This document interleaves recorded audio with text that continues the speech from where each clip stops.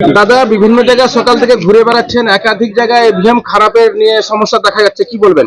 হ্যাঁ, বিভিন্ন জায়গায় আমি আজকে সকাল থেকেই আহ, বিভিন্ন পোলিং স্টেশনে গিয়েছি।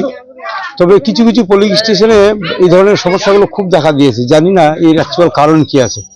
বিভিন্ন পোলিং স্টেশনে দেখলাম ব্যালট ইউনিট খারাপ, কোথাও ভিভিপ্যাট বাড়াচ্ছে না, কোথাও বা পোলিং স্টেশনের আপনার হচ্ছে যে মক পোল যেটা হচ্ছে সেটাকে মুছতে হবে, সেটা মুছেনি।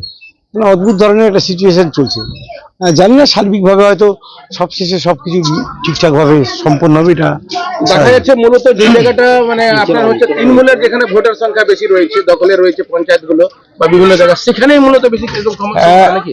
একদম একদম একদম মূলত যে জায়গাগুলোতে আমাদের শক্তি বেশি, প্রায় সেই জায়গাগুলোতেই ইভিএম গুলো খারাপ হয়ে যাচ্ছে। তো এটা জানি না অ্যাকচুয়াল কি আছে, আমরাও খুব তীক্ষ্ণভাবে নজর রাখছি। যারা অবজারভার রয়েছে বা রিটার্নিং অফিসার আছে তাদের সাথে কন্টিনিউয়াস যোগাযোগ রাখছি।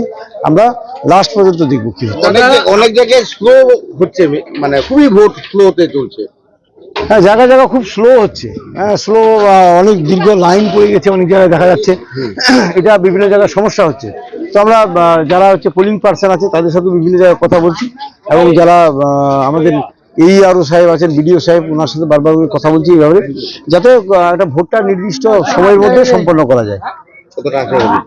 আশাবাদী যদি বলেন, দেখেন কালিয়াগঞ্জের মানুষ অত্যন্ত ভালো মানুষ। এখানকার বরাবরই কালিয়াগঞ্জ আমাদের একটা ভালো জায়গায় চিন্তা ভাবনা রাখে।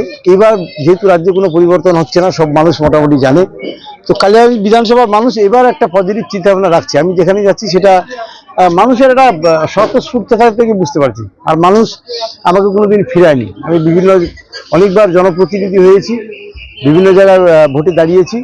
তো যতবারই দাঁড়িয়েছি ততবারই মানুষ আমাকে জিতিয়েছে, আশীর্বাদ করেছে। আর কালিয়াগঞ্জ বিধানসভা আমি খুব আশাবাদী, এবারও আমাকে নিরাশ করবে না।